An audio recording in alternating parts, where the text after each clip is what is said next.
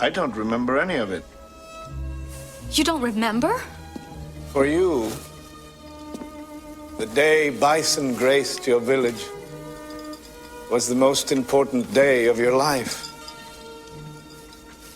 But for me, it was Tuesday.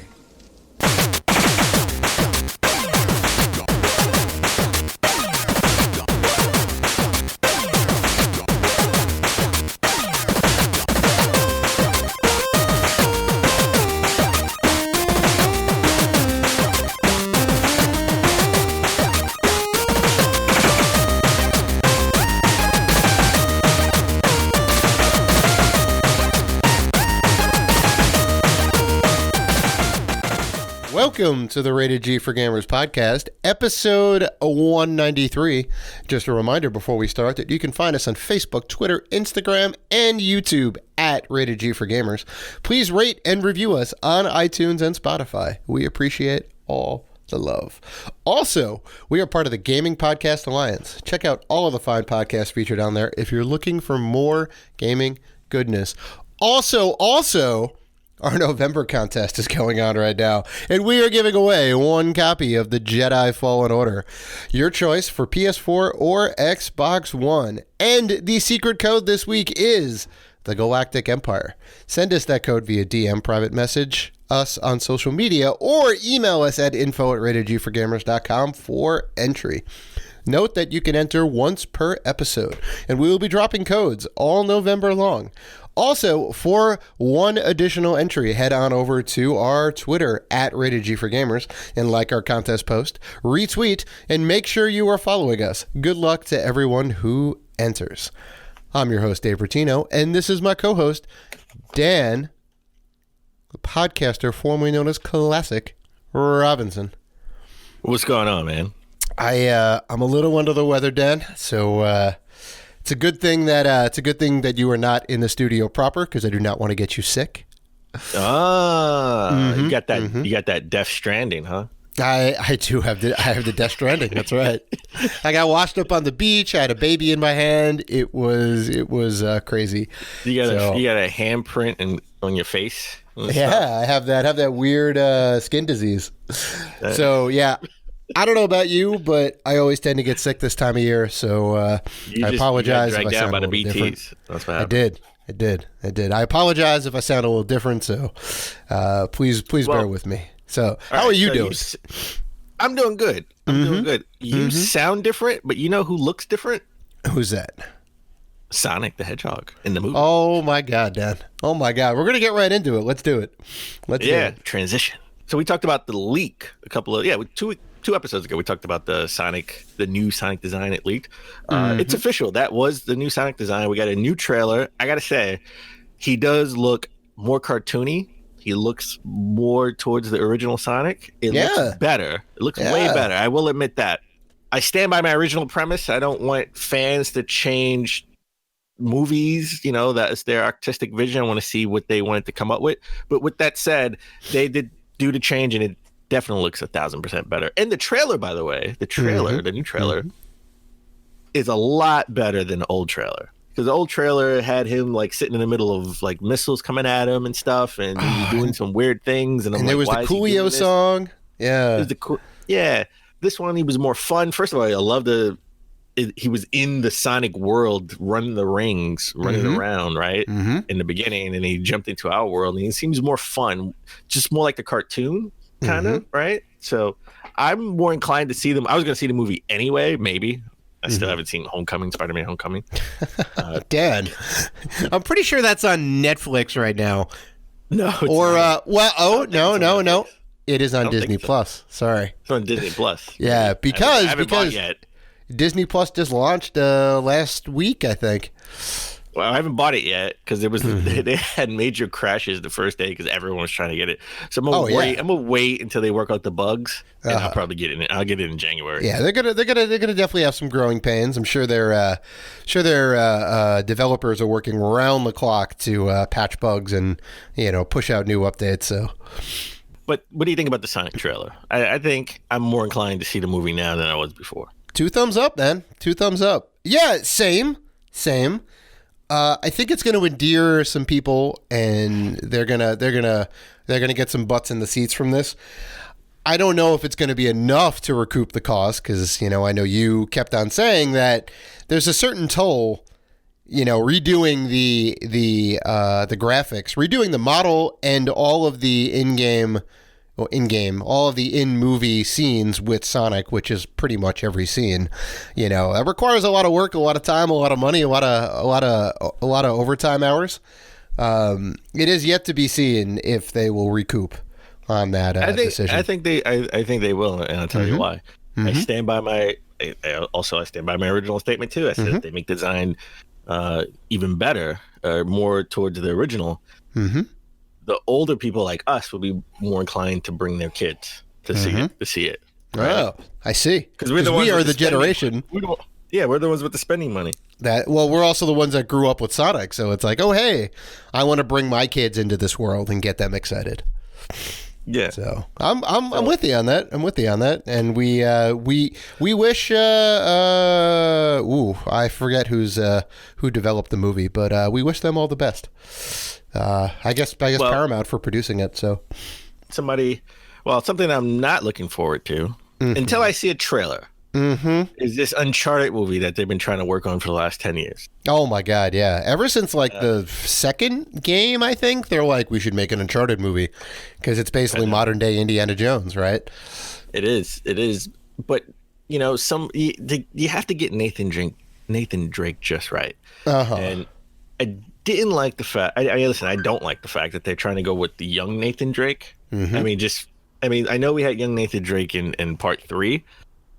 Some of those moments were good, some of those moments not so good, right? So I wasn't the biggest fan of that, but I like the way it sort of broke up the story a little bit.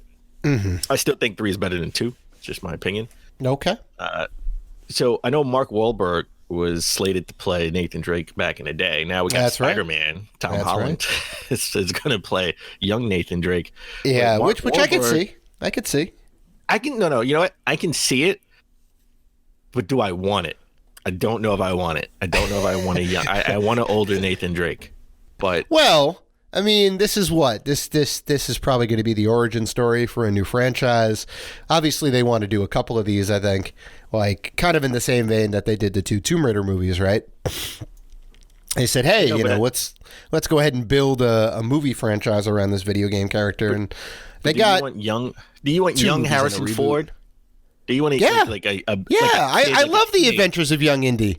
That was fantastic. They did that. They had I remember they had the Adventures of Young Hercules too on Channel 11 in the morning back when we were younger. Yes, I do. I don't know if I enjoyed any of those shows that much. It's like they could do the origin story, right? How Nathan Drake came to be. And I don't even know. I've only played the first game and some of part 2.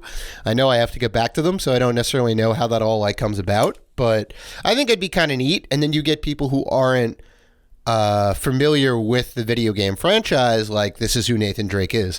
And then the next set of movies could be, more mature, mid-30s, early 40s Nathan Drake. He's been on some adventures already. Well, let's just put it out there right now. Tom Holland. He's inked with Sony to play Spider-Man for at least I think 2 more movies at least. So I guess since they had him in there, they wanted to shift him over to another franchise since they have have him under contract, right? It was a sort of an exclusive studio contract, maybe. I don't know. Right. I just don't know if I want a young Nathan Drake on the screen. I want to see an older Nathan Drake. But Mark Wahlberg is slated to play Sully. Right? Big shift. Have you seen Sully in the video game? Yep. Mark Wahlberg, he's Diesel. He's big. He's a big dude. Yeah. I know young Nathan Drake means a younger Sully, but even back in the day, Sully, he has the good one-liners and he's funny, which Mark Wahlberg could be, I guess. But I don't know if he has that same charm as Sully, right? It's hard to explain. I don't know. Yeah. I don't know if this works. I just don't know. All right. I would know. have to see a trailer to convince me that this would be a good idea. Mm-hmm. And I know that Uncharted. I mean, I think it's fair to say Uncharted is your favorite game franchise, right? Yes. So you want it to be the best that it can be, which is why you're so critical of this stuff. So, I can get behind that. It's a wait and see type situation. It could be good. You know what I can't wait for? Mm-hmm. I can wait for the Uncharted movie, but you know what I can't wait for? Mm-hmm. All the deals I'm going to get on Black Friday. Oh my God, it's almost here. It's almost here. I can't wait. Mm-hmm. I am going to spend a lot of money on Black Friday. I'm going Black Friday shopping. Dan, if you didn't, you wouldn't be a true American, all right? I've never been Black Friday shopping. Mm-hmm. Like actually really, out on the day? No, I mean I went out on a day like later in the day. Yeah. Like I think I'm gonna go in the morning as a consumer. I've wake up at the crack ass of dawn to get to work on Black Friday, but for the first time I think I'm gonna wake up and wait in line. I don't know. I haven't decided yet, but I'm thinking about it. All right. I mean, good on you. I wish you all the best. I will be at home in my pajamas, clicking on Amazon and Best Buy deals. So there you go. And I bet we will end up with the same stuff. No. A lot of deals are in store only. Some of them are, yeah. Some of them are. Well, some of the circles say in store only. Well, we went over Black Friday deals last week. Mm-hmm. I got to talk about this because this is a great deal. I'm thinking about getting one, and that is the arcade stands, arcade one-up stands. Oh yeah, They're about $300. They're going to be $50 off at Walmart. Yep. Right, so it's about $250. I think I want to get a Mortal Kombat stand. Mortal Kombat was my jam back in the day when I was a kid growing up. I would love going Mortal Kombat 2 specifically. Well, some of them are even cheaper. Some of them are as $120 off for some of the older models. The Mortal Kombat and the Marvel Superheroes one, those are newer. They're obviously newer games, and they're kind of newer models. So they did do some quality of life improvements to these. I know some of the first run ones were a little problematic. They had to send out replacement parts and this and that. So I think they kind of ironed out that stuff. These things look super cool, man. I'd like to get one too, because instead of spending like $1,000 or more on an original arcade cabinet, which is just the one game, this is like a 3-in-1 or a 4-in-1 or a 5-in-1. It's pretty solid. Well, I wanted to do like Metal Jesus sort of has like a arcade stand, but he has like a PC in it to where you can play like 1,000 different games, which is a great idea. And He has the X Arcade, I think, and I think that's the same thing our friend Anthony has. He's got an arcade MAME cabinet, I guess, that has like a ton of games and a big like arcade stick layout. They're pretty cool. If I had to have three, I would want the Turtles in Time. Mm-hmm. I want the Ninja Turtles one. I want the Mortal Kombat because it has all 1, 2, and 3. Mm-hmm. And I know this is gonna be blasphemous. I don't want the Street Fighter one. I want the Marvel vs. Capcom. Hey man, MVC is incredible. It looks like it's got Marvel. Marvel superheroes. Sorry. It's got Marvel superheroes, X-Men: Children of the Atom, which was the first X-Men game, and then the Punisher arcade game. It's pretty solid. There's no Marvel vs. Capcom on here, but it's still pretty solid. Sorry, it's made by Capcom. Still pretty solid. That's the one I really kind of want. Mm-hmm. I'm not going after the $180 Centipede cabinet at all. Mm-hmm. No offense, but I didn't grow up with the Centipede games. Oh, it's classic, man. I remember playing it on the Commodore 64 of all things, and a little bit later in the arcades. But you got to get the Razor, right? The riser. Oh, the riser. The Razor. You gotta get the riser. So because they're kind of short, and I am tall. I'm 6'2", so you want to get the risers and make it a little bit. If you want to actually try and stand up on it, otherwise you need one of those like folding seats. Let me get a folding seat and sit down and play. I'm okay. But the riser is like $45, so it's not that bad. Mm-hmm. If you want to get the essentially for $300, you can get the riser and the arcade cabinet. Mm-hmm. Mm-hmm. So I just want to jump right into it, Dave. Mm-hmm. Mm-hmm. as we always try to start the show, but epically fail. What have you been playing? Oh my God, Dan. Well, you know that last week we both got Death Stranding. And I have still been playing Death Stranding. I've been putting in some more hours. I am playing on the hard mode, so progress is slow, but satisfying. That's what I want to stress. You're gonna make fun of me that I'm not gonna beat this game until sometime next year, and I'm okay with that. Because I'm having a good time. I wasn't gonna say that. Say that because you're playing on hard and it's a walking simulator. That means you're gonna beat this game in 2024. All right, I'm taking some umbrage with the fact that people are calling it a walking simulator. But let me just round out the rest of the game. So Dragon Quest XI on the PS4 and Fire Emblem Three Houses on the Switch, because I put that down and forgot to pick it back up until now. So I'm going with my boys, the Blue Lions, and we're making it happen. But to talk about Death Stranding real quick, I know everybody's making fun of it like it's a walking simulator, right? And I understand that the game doesn't feel like it's for everybody, but if you take a step back at the game and understand what the game is, yes, you are a courier or a porter, as you're called in this game. Yes, you deliver packages to various outposts across the U.S., right, trying to connect the United States and the rest of the world together. But I will go ahead and argue that every single open world game has what these missions are, which are fetch quests, right? You take object A from person A and you deliver it to person B somewhere on the other side of the map, right?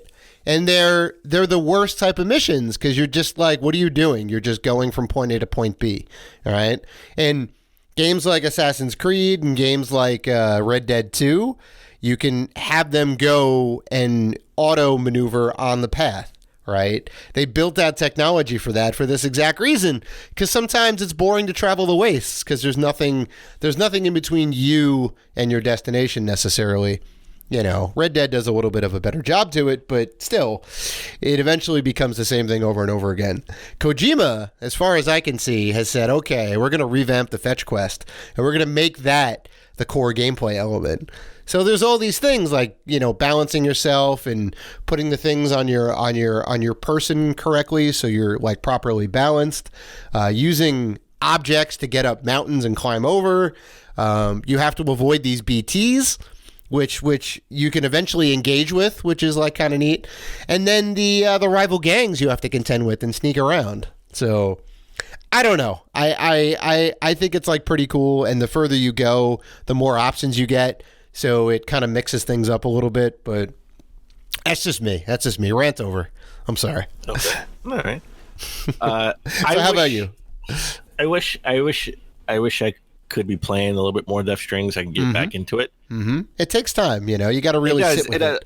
I don't know when I'm going to get back to Death Stranding. I want to, but my time has been just taken up so much. There's been a lot that came out these last couple of weeks, Because I got Star Wars Jedi Fallen Order. Oh, see, it's the exact reason that I didn't get it, because I wanted to complete, or at least get far enough through Death Stranding so I can then pick up Jedi Fallen Order. Well, I'm a big Star Wars fan. Love the movies, love the franchise. I even love the prequels, except for the first one. That was just trash.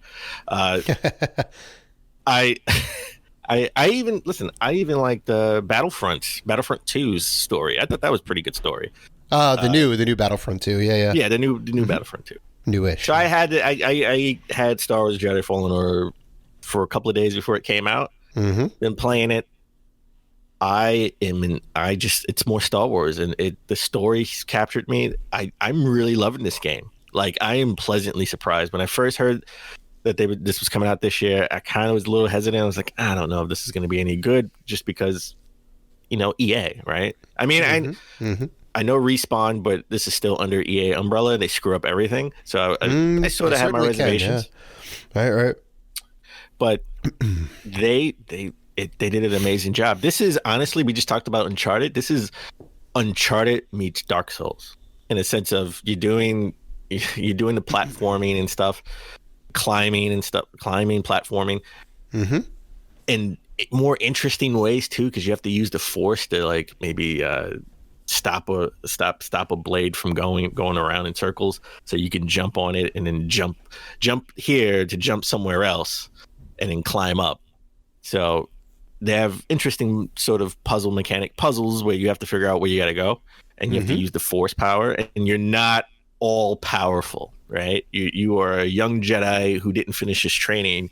You're still a Padawan. Is that right? You're still a you're still a Padawan. Well, technically a Padawan is sort of a Jedi in training. Yeah, Jedis don't exist anymore, so you're just a young Jedi that doesn't know how to use the force properly, and you have to think back to your training and practice, and then that's where sort of the semi RPG elements come in, to where you have to upgrade your lightsaber, even though that is only cosmetic, but you upgrade your force abilities and your skill trees. And combat is tough. Yeah. Well, that's where the Dark Souls part comes in, I'm assuming. Yeah, because you have to really learn how to parry and dodge. You got to be on your game. You got to practice. You cannot just power through this game, even though it's super easy. You can't just power through this game, because you'll get to the boss and get your butt handed to you. You really know you got to figure out how to dodge, use the force, especially when you're facing like a wild animal. It's not just stormtroopers that you fight, right? And they range in levels of the regular stormtroopers who shoot. They're easy to kill, but then you have stormtroopers who have like sort of anti-lightsaber weapons too, right? And you got to parry with them exactly to daze them and then get a couple of hits in. Yeah. And it could get troublesome when you have like 4 or 5 of them to deal with it at once, because they're going to hit you. I always hate when you see a movie and it's like you're surrounded by like 5 guys. The hero is surrounded by 5 guys, and they attack him one by one. And yeah. It doesn't make any sense, right? It's you're surrounded by 5 stormtroopers.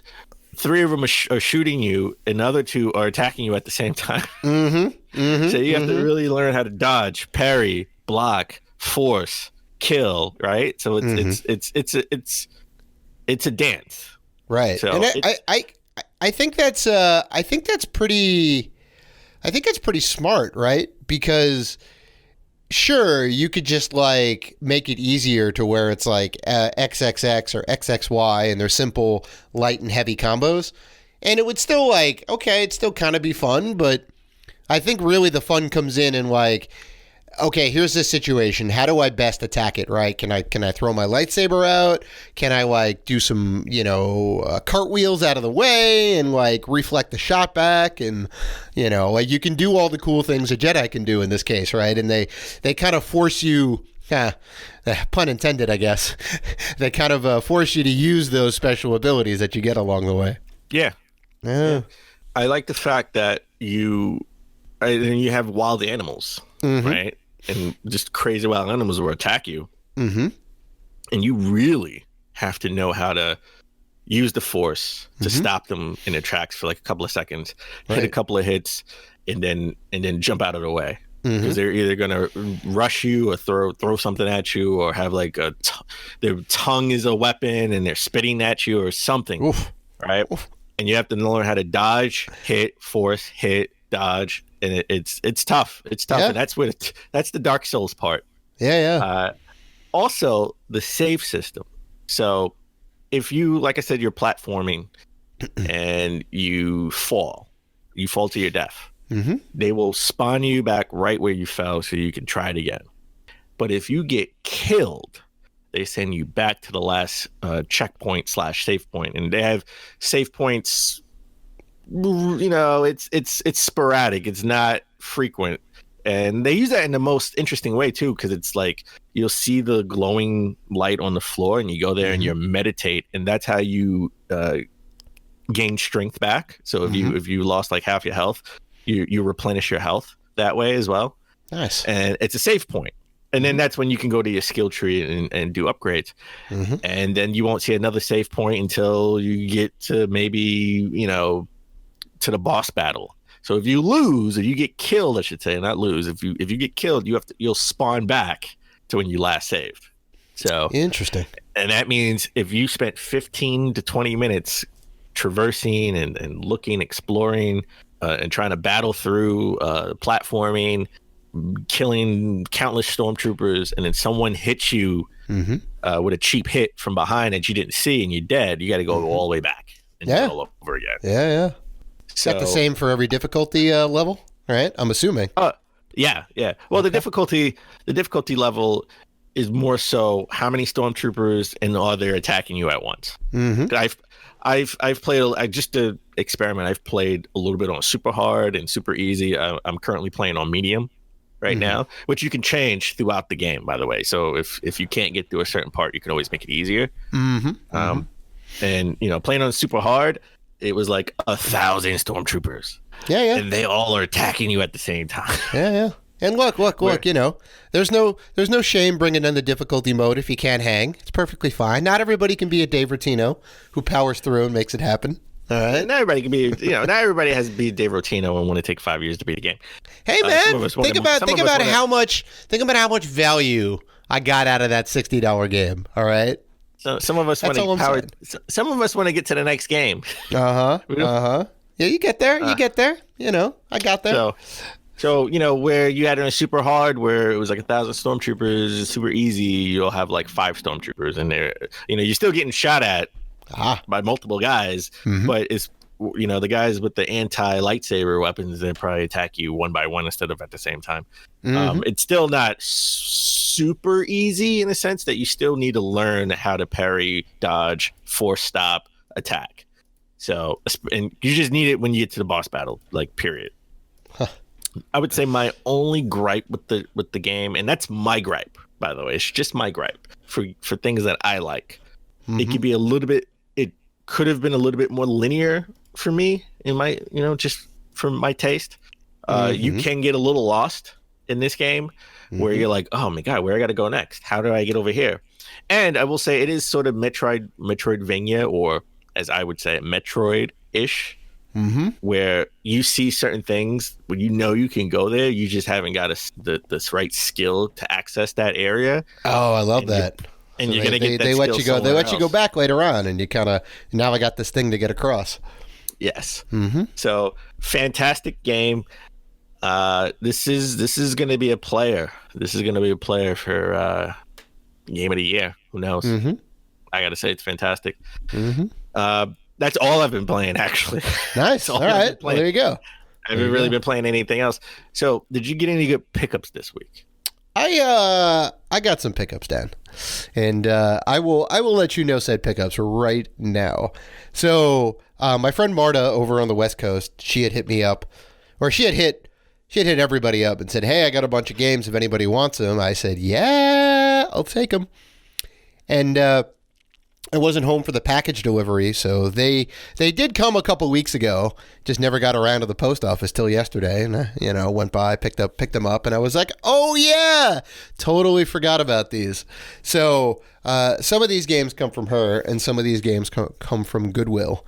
But I got Alien Hominid, right, which is the first game from the Behemoth games, right? That used to be a Flash game, and then it turned into a full-fledged game, and it's on various platforms, GameCube, PS2, and I think a couple others.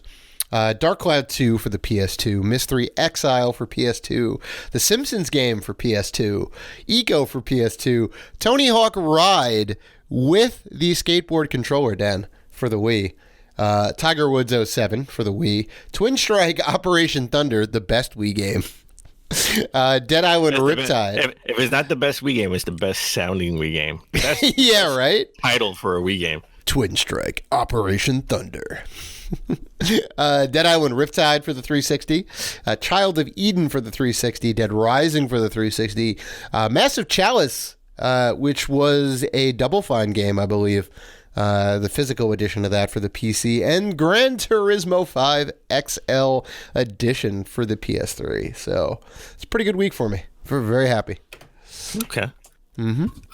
So I picked up, as you know, Star Wars Jedi Fallen Order for PS4. And unexpectedly, I picked up both Pokemon Sword and Shield. Yeah, they had a little special edition 2-pack, right? I got the dual pack. All right, so I'll be honest. I always go to the Nintendo store to buy.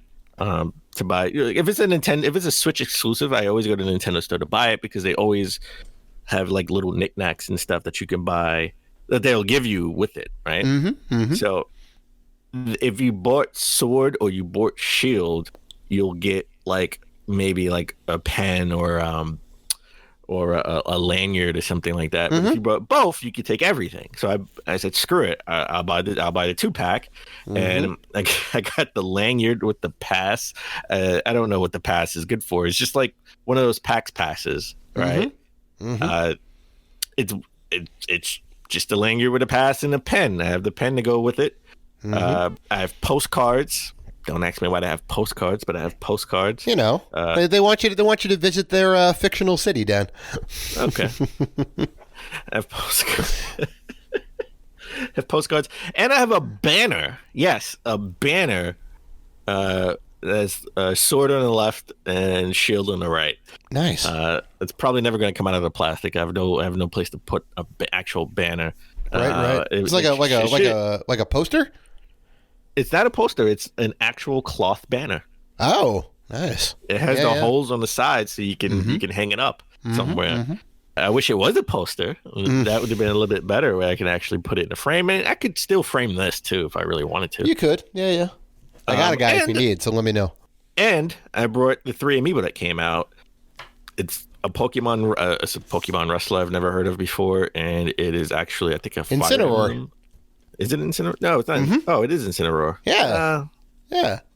Nah, I don't know much about that. I don't know much about Incineroar. Neither do I. Other than that, he is a Pokemon character, and he is in Smash. He's in Smash Brothers. Yes. Yeah. I got Corm. Oh yeah. Yeah. That's a Final Fantasy character. I mean, not Final Fantasy. That's a Fire Emblem character, correct? Well, first his name is Crom, and yes, he is a Fire Emblem character. It shows you how much I know about Fire Emblem. Oh boy, it's okay. It's okay. I'm not a big Fire Emblem fan. No, at all. I'm not a Fire Emblem fan at all. I know nothing about the Fire Emblem. Not your game, not your series, and you know it's fine. It's definitely different tactical RPG stuff. I'm gonna say out of all the amiibos that I have, I'm probably missing a lot of the Fire Emblem characters because I have no idea who they are, so I didn't buy them. Unless they came out with other amiibo where I just said, all right, give me one of each. Right. And in this case, I just said, give me one of each. And then I got Simon Belmont for Castlevania, the amiibo. Yep. So I'm missing the Belmont, and I'm missing Solid Snake when he got released. I couldn't find him anywhere, so I'm still on the lookout. So let me know if you see either one of those hanging around. Well, I could probably go back to the Nintendo store at some point next week. I don't know if they have Snake. The Snake was sold out a couple of days after it came in. Yeah. All right. They probably still have Simon. I'll let you know. That works. All right. Why don't we take a break? And when we come back, we get into the top gaming news of last week.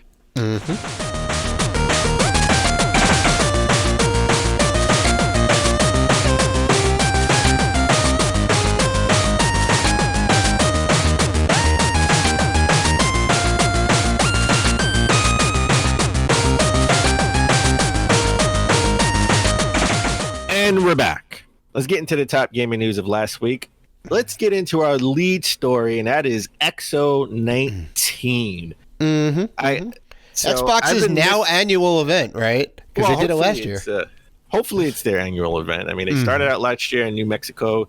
They did it this year in London, and I'm sure they're going to... I would bet anything that next year it will be during like the launch of XP, Xbox Prime, the next console. Because they can control the narrative. They can say, "Hey, look, we have this big launch event or whatever. Here's all the cool stuff." It's going to be in New York.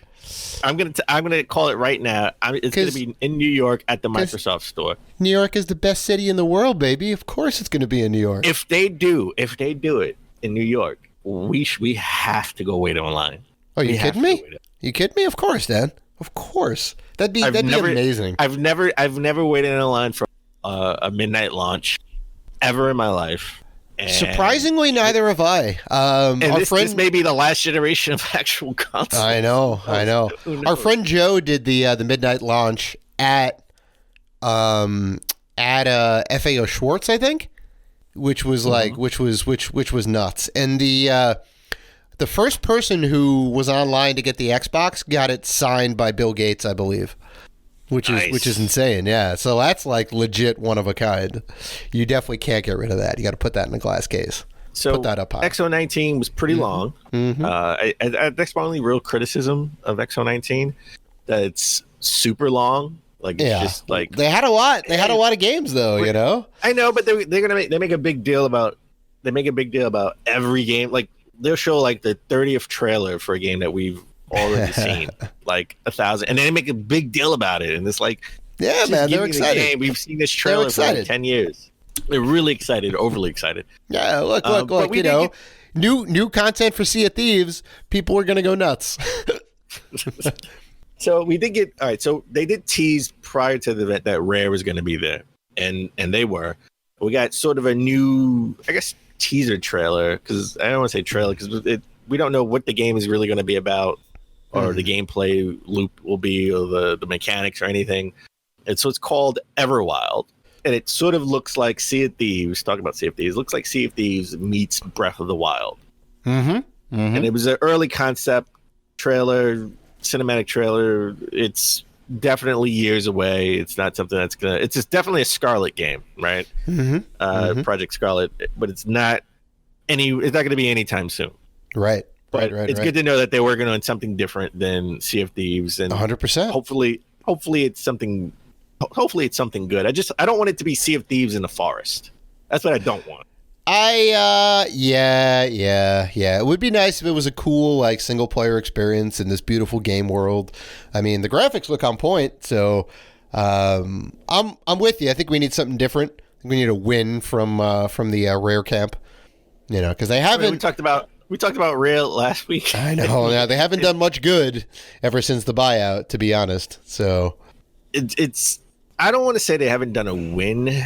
They've done nice little things, nice little complimentary things. Sure. Sea of Thieves, it may not be our jam, but they Microsoft wanted to have their own sort of game with a service, right? And they have it. And no, it's fine. I think it was just poor execution. You know, I don't. There wasn't enough to do in the game world. There was nothing to do. Yeah, and that was its biggest problem. You know, the core gameplay element, being online, getting a crew. I'm with it. You know, I like being a pirate, but at least they're committing to putting more content into the game for free, right? Because it's that games as a service type thing. So then Obsidian. We just got the Outer Worlds, which again, not my jam, so to speak. I'd rather go back to Death Stranding, to be honest. Wow. All right. It's not. Listen, I was never into Fallout. Not a big Fallout fan. I really wanted a Pip-Boy, just because it looks cool and I'm a nerd. But sure. Fallout's never really been. I mean, it's never been a graphical powerhouse, and it's always had like glitches. It's not my thing. But I respect Obsidian and what they can do, and I respect that people love their games. So they announced their new game. It's a sort of a survival game called Grounded, and it was hard to come up. It's survival. It's not a survival horror game. Survival. Honey, I Shrunk the Kids game. It's 100%. If for all our youngins out there was a movie starring Rick Moranis where he legit shrunk his kids and they had to get back to the house, which is a wild concept to think about. And now you can play it in video game form via this game Grounded. So it's definitely a new concept. I haven't seen many games where you're super small, right? And this is also fair to announce that this is one of the fruits of Microsoft's acquisition labor, right? They got, I guess like 10 studios exclusively now into the fold. Obsidian is part of the Microsoft company, a part of that circle.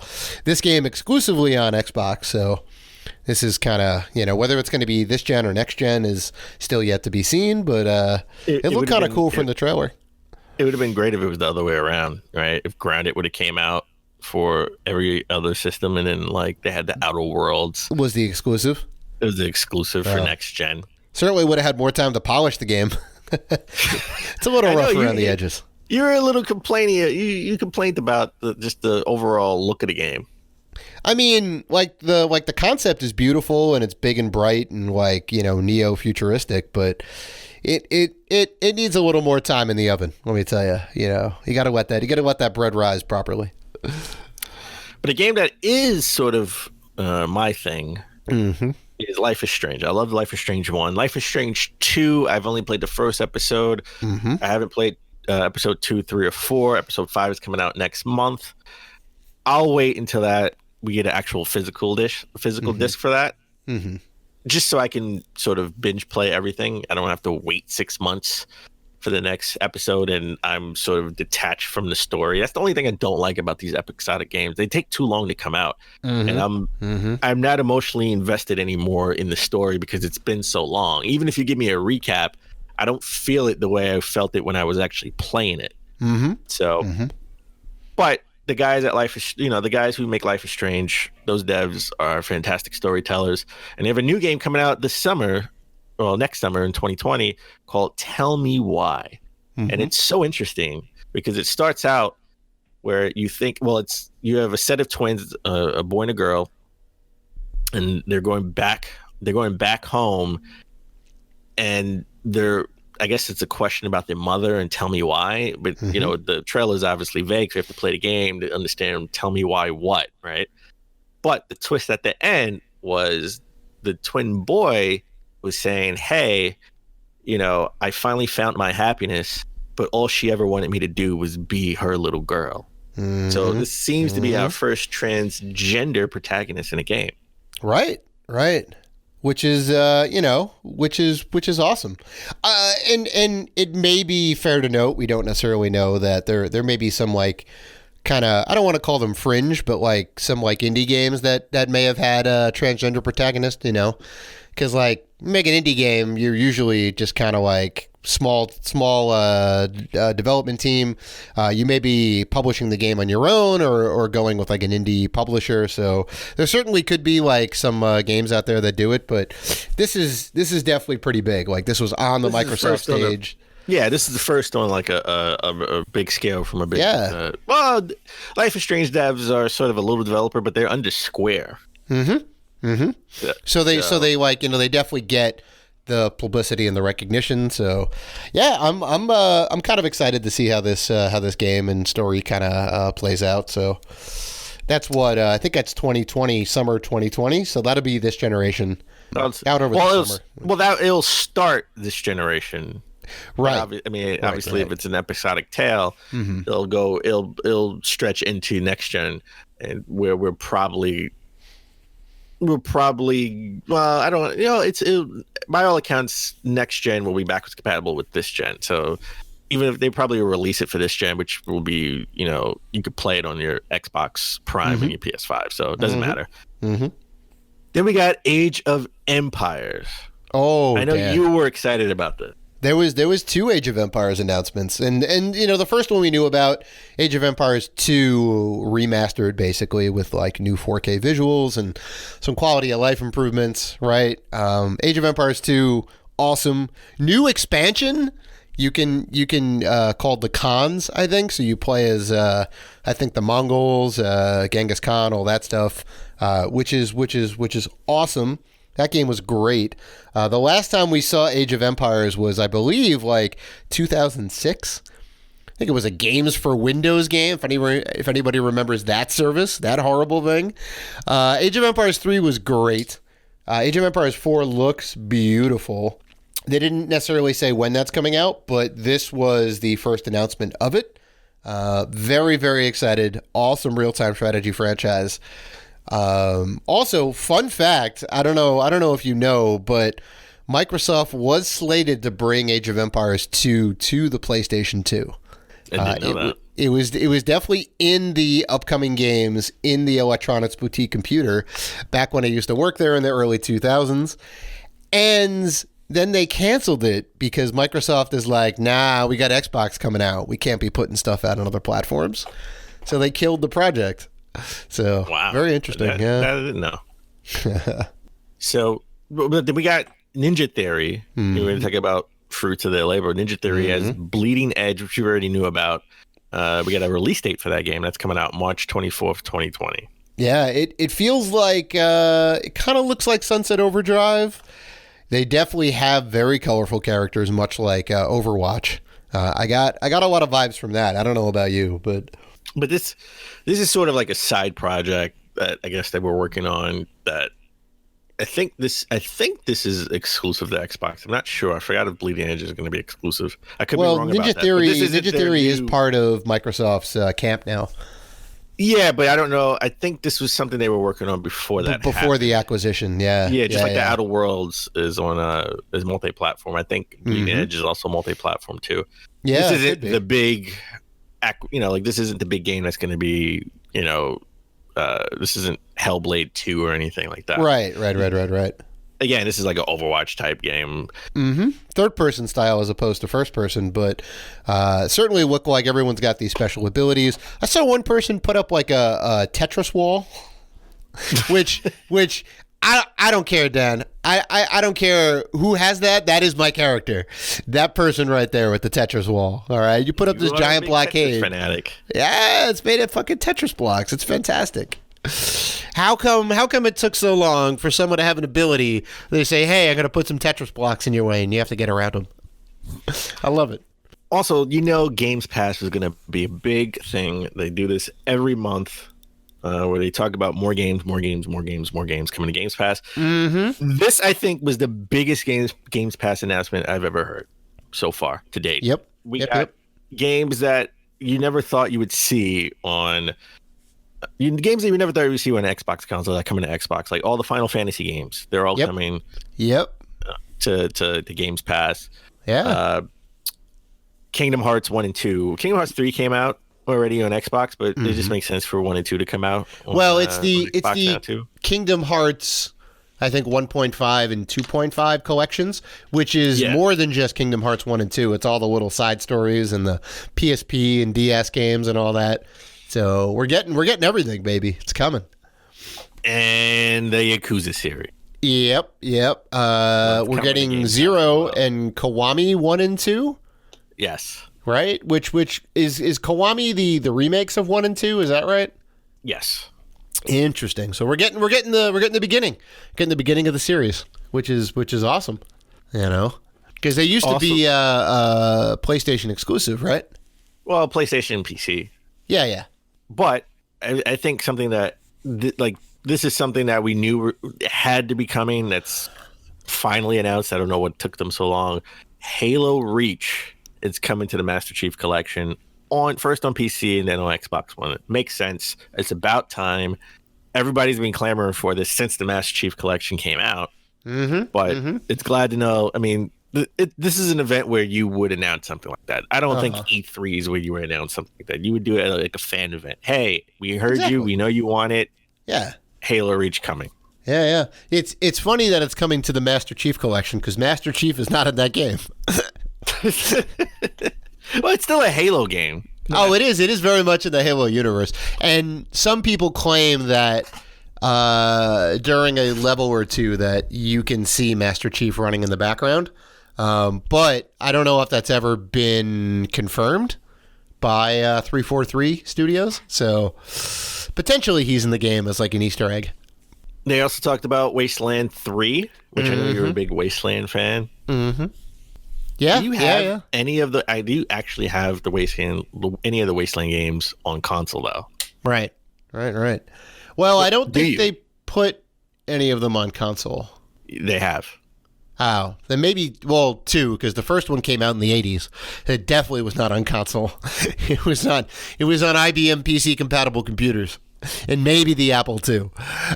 So Wasteland is what started it all. Wasteland begat Fallout. All right. So Wasteland was a game in the 80s. Fallout was from those. Some of those same developers went on to create the original Fallout game. Which was more of a single player experience, so Fallout 1 and 2, right? And there's really two key guys from it. Brian Fargo, who's the guy who quit, I guess, Black Isle, which became Obsidian, And he went on to get the rights back for Wasteland, which is how he was able to do Wasteland 2 in the late 2000s. And then Wasteland 3 is now this like brand new one, which is going to be in like the mountains up in the snow-capped mountains as opposed to like the desert. So very interesting. And then obviously like the Fallout series got sold to Bethesda.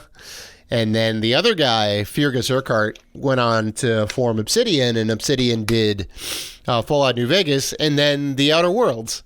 And now Obsidian now owned by Microsoft to bring it all back full circle. So it's a very, very interesting web of information there and how everything kind of ties together. But there's one more game that I thought was like really cool, which was Crossfire, which Xbox exclusive. Free to play online, I believe, only on Xbox. Call of Duty-esque kind of game, but it seemed to be a little bit different. Didn't have those like generic Middle Eastern visuals. It looked kind of neat. Saw this nice little European town being blown up by all these like tanks and weapons, and I got kind of amped. I don't know. That was about it. I mean, I was more, I guess, that's your jam. I definitely was hyped when I heard about the Tell Me Why from the Life is Strange guys. So yeah, that was a little bit earlier in the show. The show just ran a little bit too long for my taste. I think, again, they always run the show like between 90 minutes to 2 hours. I think the hour mark, like just hit it for an hour. Get everything you need to tell in an hour. Cut it down a little, cut down some of the fluff. Just if you get it that 60-minute mark, I think the show would have been a lot better because it'd been a lot more meatier. And a lot of these other smaller kind of non-announcements or extra trailers you could have just put online. So overall, I thought I thought this show was a little bit better than past shows, only because they had new game announcements, sort of, and Games Pass, new games coming to Games Pass. Phil Spencer actually did an interview with IGN. Yeah. Where That he sort was of cool. talked a little bit about next gen. Didn't give anything away though, unfortunately. But keeping it tight-lipped. The one thing that I was super, I don't want to say excited, but I was impressed with, more like I was impressed, is Project xCloud in the preview program. They're going hard in the paint on this. They did say also next gen is going to be very much like cloud-based. That's kind of the future for all things. So it makes sense that they're talking about it now. And they have 50 games. 50 games. Yep. For their streaming service. Yep. I mean, they have Madden, Devil May Cry 5, Tekken 7. I mean, they have like newer games. Where, Stadia. Stadia has and we'll talk about Stadia in a second, but Stadia has more of like a handful of games. 2 or 3 of them you've already played and beat last year. They're sort of old, and you have to pay for that. Where this right now is free. I mean, it's sort of the beta. It's in beta phase. So if you're in their preview program, you get all of this for free. And which is the thing that's actually shocking. And this is Microsoft playing nice with everyone. xCloud now supports DualShock 4, which is the PlayStation controller. Yeah, I was like, wait, what? Because it's like Bluetooth, right? So, the connectivity, they're like, well, all right, we'll make it work with it. We'll make it work with it. That was definitely surprising. I mean, speaking of Stadia, Project xCloud have over 50 games streaming on its service. Yes, there's going to be lag, there's going to be latency issues. We know that. That's our future for now until infrastructure gets a little bit better and technology grows. Well, it doesn't actually grow. Technology gets better. It would be funny if technology grew, right? Like if actually just you watered it and it grew. Listen. If my PlayStation 4 literally sprouted legs and got up and moved, I would freak out, Dan. I'd have to move. It's the only way.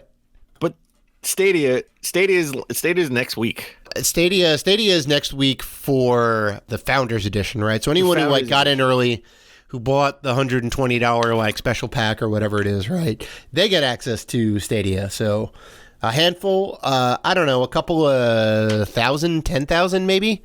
It's a small set of people that were able to get that. And all they have, you think they have 50 games? No. They actually paid money, and they don't have 50 games, but they do have Assassin's Creed Odyssey, which is actually a good game. Odyssey is great. Like good game. The list of games they have here is a very good set of games. Red Dead 2 is on there. That just came out for the PC. Destiny 2, the collection. Are you excited about that?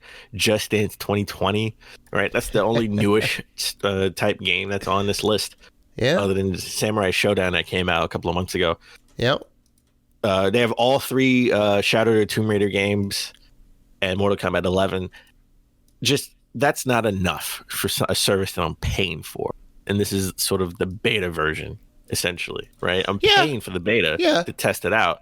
You know, it's fair to say a couple of things. One, that Google has confirmed at least 14 new titles for the end of the year, right? So by the end of 2019, we should see Final Fantasy 15, Ghost Recon Breakpoint, Grid, Metro Exodus, NBA 2K20, Rage 2, Wolfenstein Youngblood. You know, there's definitely some more stuff. Borderlands 3. So that'll definitely help. That basically doubles the current list of available games to play if all of these come out by the end of the year.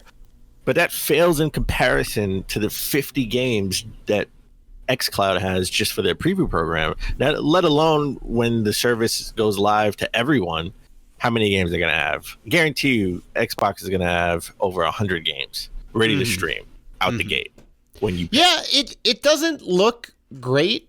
In Google's defense, they are not a game development company, right? They are not even really a software company. They are a search provider company that is trying to dip their toes into gaming and streaming and all that. So, you know, they're trying to make it work. You know, they have one in-house studio that is going to be producing some stuff. So, you know, they're really just trying to get the partnerships and try and get the service together. It's kind of all brand new for them. So it's expected. You know, it's definitely not great, and it's not a good look. And it's not going to get us to like, oh, hey, let's try out the Stadia thing, right? Because you would just use the Xbox service because it's infinitely, xCloud is infinitely better, and the infrastructure is a lot better. Microsoft had a lot more time to work on it, you know? So And if you paid money for this Founders Pack, you only get, 10, 12 games to start. But some of the features that you may have been excited to try out won't be there day one. Like Stream Connect, that's that local co-op play that won't be available just yet. State Share, where you can have a game and share it with someone else if they could just log in and play in your game. That's not going to be around. That's not going to be available. Achievement. Oh no, the Buddy Pass was that. The Buddy Pass when you have one person can come and play in your game. Right. You just kind of drop in, drop out. Yeah. Drop in, drop out. Chromecast Ultra support. That's not going to be available as well. So a lot of the features that people actually paid to be early adopters are not going to be there. So they're not going to be able to test it out. So this is not even like a beta. This is like an alpha. Yeah. Hey, they got to start somewhere. So, I don't know how I don't know what the future holds, but I'm still holding on to physical, baby. Stadia is trying to kill physical, but I'm still holding on. I'm a collector. I want physical games. Companies like we have a new companies like Limited Run. Well, hold on, Dad. I'm looking at a picture right now. Not to go ahead and cut you off. One thing that is kind of neat. I didn't realize. I don't know if we talked about this or if I realized it was on there, but looking at the back of the controller has the Konami code on it. Yeah, we talked about that already. Oh, I totally forgot about that. Yeah. And it says like designed by Google underneath. It's a nice little touch. Still not going to get us to jump on board, but yeah.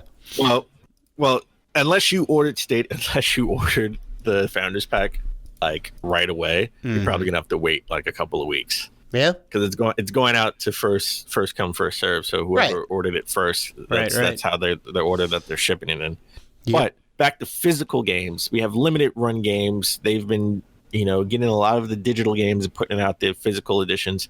Yep. We have another type of Limited Run type of company called Game Theory. I'm pretty sure we saw these guys at Penny Arcade 2018 last year, or 2019. Sorry, this year. I don't think so. I definitely don't recognize the logo at all. I remember like seeing these guys. They had like kind of a small booth, but yeah, they've been like kicking around for a little bit. Yeah. But it's it's a similar service to limited run, special reserve games. They're doing kind of boutique limited physical release of like certain titles. Well, what I think may happen in the future, and what I like to see in the future, is when all the major players are all digital, and everything is going digital. GameStop is closed. Best Buy is probably going to close. Target will probably be the only place you can get physical games. Right. I would love to see where we have like super rare games, special reserve games, right? Yeah. Super rare is another one too. Yeah.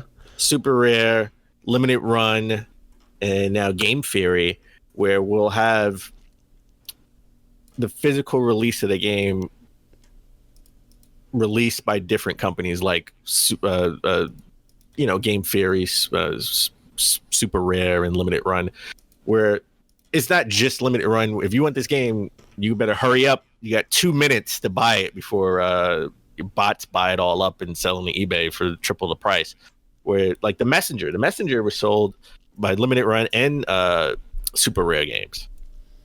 And if you bought it from super rare, you got the sort of like the collector's edition. And you just bought the regular edition from limited run. That's what I want to see in the future. I think that's what's going to happen. So I don't think physical is actually going to die. I think we're going to get special companies like these who may, hey, if you want to get, I don't know, God of War 5. I just threw a name out there. I don't really mean God of War, but God of War 5, you'll be able to get it from 3 different companies. They may have something different, all 3, and it may entice you to buy all 3. But at least you have different places where you can buy it, and especially if you can't go to a GameStop because it doesn't exist, you can't go to Best Buy because it doesn't exist, or it's not being sold on Amazon because the company's not actually putting out a physical game. And you're 100% right. The big thing about print being dead, quote unquote, that happened like like a decade ago or whatever, because everyone was like moving online and everyone had like an e-reader in their hands, either a phone or an actual like ebook or Amazon Kindle or whatever it is, and they're like, print is dead. But you know what? The New York Times still puts out a paper every day. EGM has their physical. Game Informer has a physical a version of their company, right? And they put out stories and whatnot. The things you put out shift, right? Nobody's going to the newspaper for breaking news necessarily, right? Because you can get it instantly on your phone the second that it happens, right? So it's like kind of the same with these physical games, right? The online infrastructure makes it easy for anyone to get a game instantly right now. And for the people that want the physical release, the boutique experience, the thing that comes with all these extras and whatever else, we'll still have that. And if the collecting community has anything to say about it, that is going to work out well for those companies, right? People will still be buying those games and they'll be able to build their collection up in a way. And so it's a win-win, I think, right?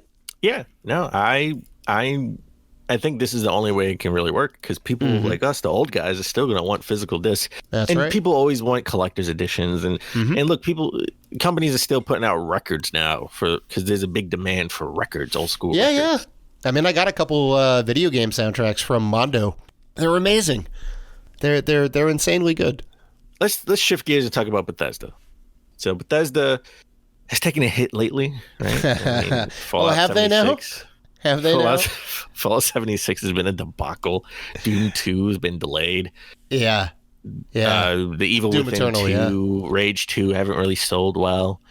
So they've been taking a hit, and they got a lot of like mobile games. Their E3 press conference was littered with mobile games. People just like Another mobile game? Oh my god, a card game? Oh my god, another expansion? No actual games? Well, Blades is the Elder Scrolls Blades, the mobile version of the Elder Scrolls series, is terrible. The amount of microtransactions in the game is insane, and it's like basically the only way forward to get anywhere in that game, and I hate it. It's terrible. So Prey didn't do as well. Mm-hmm. It was supposed to be, Prey has like a rocky development. It was supposed to be Prey 2. It was totally different. It's supposed to be in a totally different direction. And Prey was sort of like a survival horror game. I didn't like it too much because I'm not really into survival horror games, even though I like the original. I like the original Prey, and I wanted something more towards that. Mm-hmm. So the guys at the studio for the Prey developers shut down. Mm-hmm. Bethesda is forming a new studio in Wisconsin, which is a weird place to have a video game studio, right? Maybe they like cheese. Who knows? With the former Prey developers, and they're calling it Roundhouse Studios, and they're working on a new IP. Oh, Roundhouse Studios. Maybe they're making a Chuck Norris game. A Jean-Claude Van Damme game. Oh, my God. I would love to see him as the main character in a video game. You're doing splits all day, baby.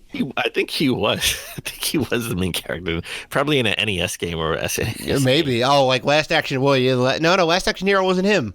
Was that him? No, that wasn't Arnold Schwarzenegger. No, that was right. That was Schwarzenegger. I don't know. Maybe we're gonna have to go ahead and look that up. I'm sure. I'm 100% sure. Are you 100% sure that Jean-Claude Van Damme was in a video game at some point? Okay. No. He was. And I'll tell you which one he was in, Dad. You're gonna smack yourself for not realizing.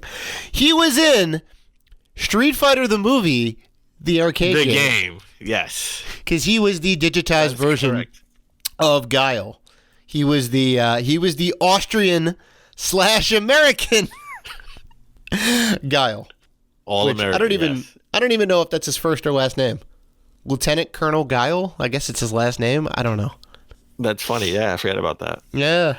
Oh, there you go. I was about to make a Shake Shack bet, and I was about to eat my words because I just realized that he was in the Street Fighter game. Oh. So I hopefully Warehouse can make a new IP. Well, obviously they can make what kind of IP would you want to see from them? What would be a type of game that you would want to see? I want to see Prey 2. I'm sorry. I don't want to see the survival horror game that they made. You want a sequel to the original Native American first-person shooter type game, the first Prey from 2016. Yes. I want to see the original. I want to see the original get a proper sequel, not a reboot. I'd say given their kind of pedigree in the games they worked on, a first-person shooter makes sense. I'd say do like a balls to the wall like Doom. I don't want to say clone, but a Doom style game where it's like heavily focused on the action, and you just kind of like Serious Sam style. You just kind of run out, or Painkiller style. You just kind of run around and kill stuff. Less on story, more on action. I think it'd be kind of neat. Well, I'm glad you said that. Mm-hmm. Because we talked about Death Stranding earlier. Oh, we did. And people would like less on walking, a little bit more action. Yeah. People are very polarized on this. Some people love it. Some people say exactly that. They need more to do in the game. And we definitely did like a review roundup, and we saw IGN had different reviews from sort of IGN proper and sort of their IGN affiliates. They still use the IGN name. They license the IGN name, but they're separate from IGN proper. Oh, interesting. So this I didn't know. That's why IGN sort of had different review scores. Mm-hmm. Where you see IGN Spain, IGN Japan reviewed it differently than IGN the main site. Kojima was asked about this. What do you think about all of the different review scores out there? And he sort of had a translation, and it came back and it wasn't translated properly because, in defense, it was an Italian outlet that asked him this question, so it was sort of double translated. Translated 2 times over, yeah. You're definitely gonna lose something in that game of telephone. Let me tell you. Yeah, it went from Chinese, it went from Japanese to Italian to English, right? So it was triple translated. Jeez. So he essentially, the main point was essentially saying that sort of Americans love shooters, like we value shooters over other games, other artistic type games, where people in Europe and Australia and Japan value it a little bit higher than we would. So I think it's fair to say that the internet went up in a roar over this. Yeah, I mean, I think a lot of flack for it. I think it's fair to say that different cultures have different sensibilities, in a way, right? And that's true. To say that America loves first-person shooters, I think, is fair because we produce so many action movies, right? Where in Europe, not as many action movies. There may be some more drama than we have here, you know, and that's that's fine if that's the thing. But if you're used to that and you enjoy those type of games, and you look at Death Stranding, you're going to be like, what is this? I don't understand what this is. This isn't my cup of tea, you know? But yeah, to your point, people kind of blew up over it, and they're like, you know, I think the reception was not warm. Is that fair to say, Dan? I think people took it the wrong way. I don't think he meant it in a malicious way. We do hold shooters in a higher regard. I mean, we have all these games with a service. What are they? They're mostly shooters. Yep.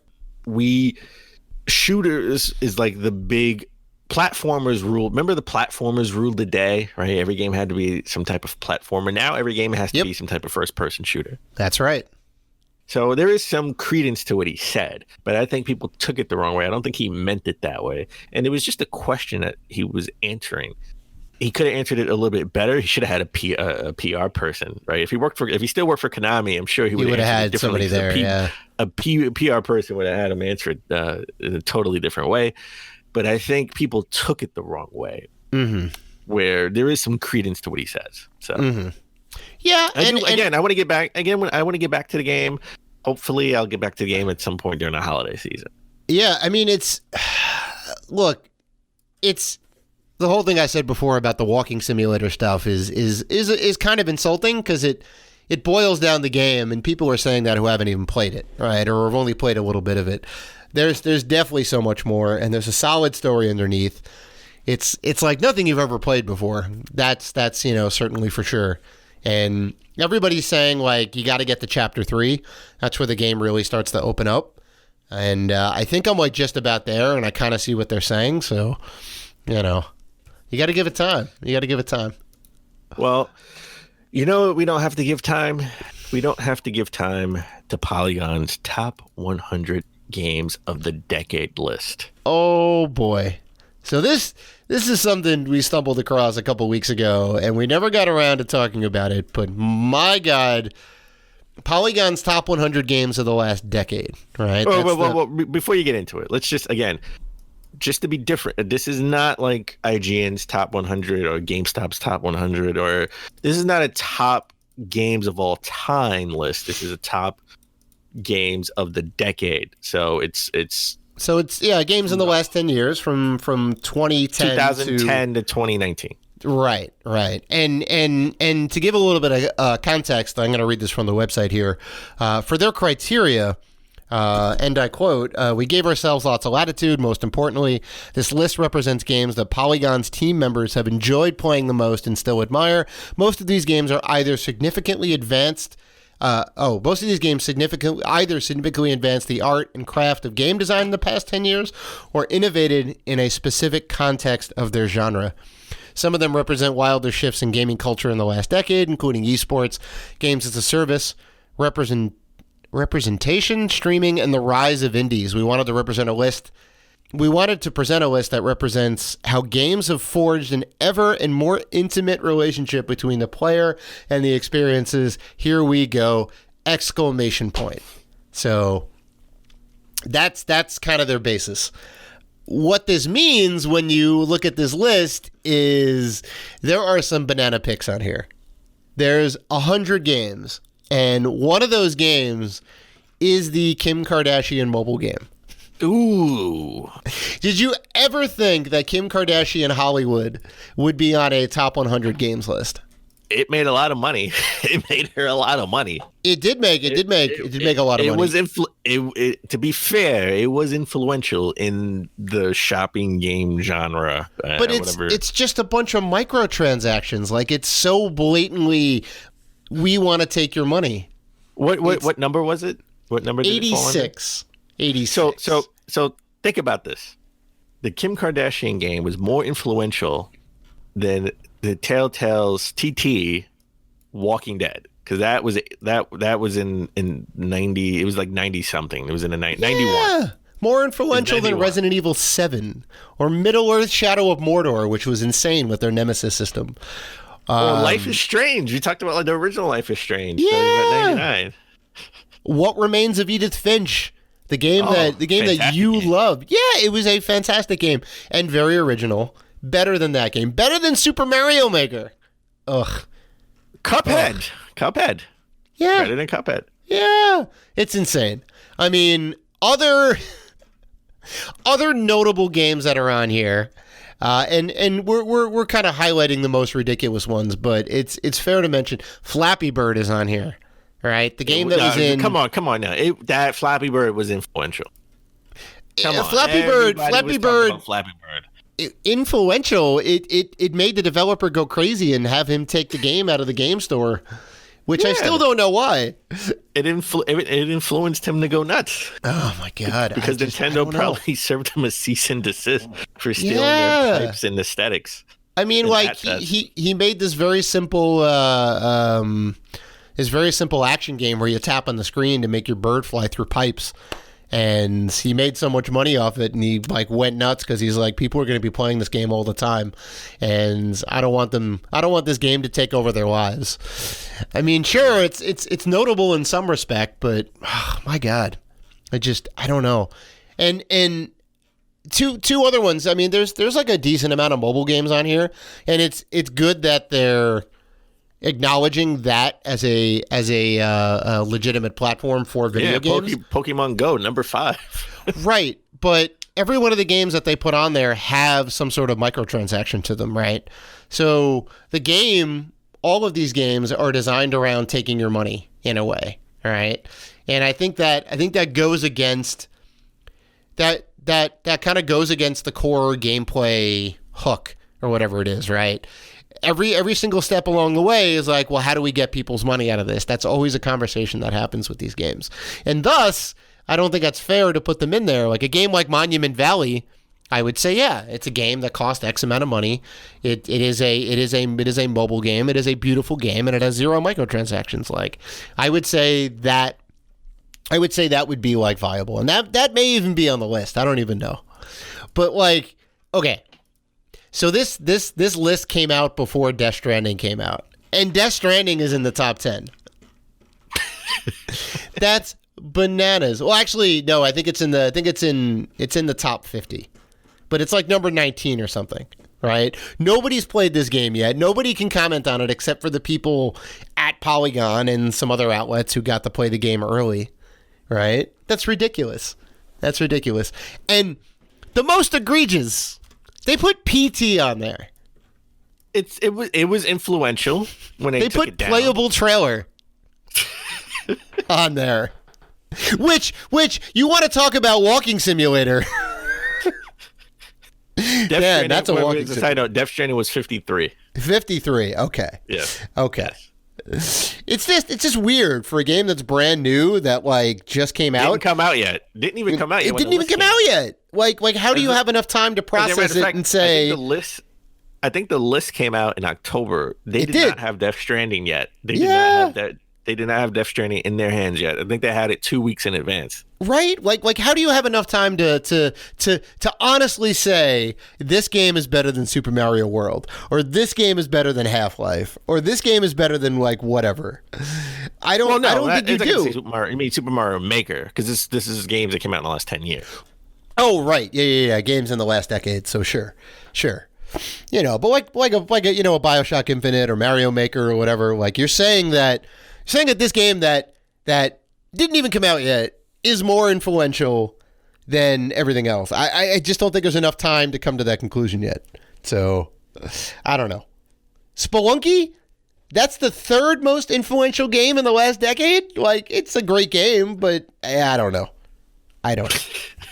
Well, come on. Let's go the top 10. Fortnite Battle Royale. Okay. Number 9, The Witcher 3 Wild Hunt. I'm okay with that. Number 8, Dark Souls. Sure. Number 7, PT. Yeah. A demo, not a game. This is a demo. Okay. A demo for a game that never came out, by the way. The game that was canceled. League of Legends, number 6. Sure. Huge. Pokemon Go, number 5. People still play that game. I see people on the street all the time playing that game.